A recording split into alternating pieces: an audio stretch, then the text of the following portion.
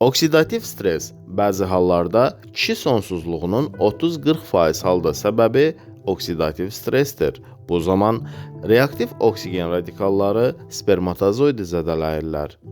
Reaktiv oksigen radikalları əslində tamamilə zərərli deyil. Belə ki, fizioloji miqdarda reaktiv oksigen radikalları hamiləlik üçün lazımdır.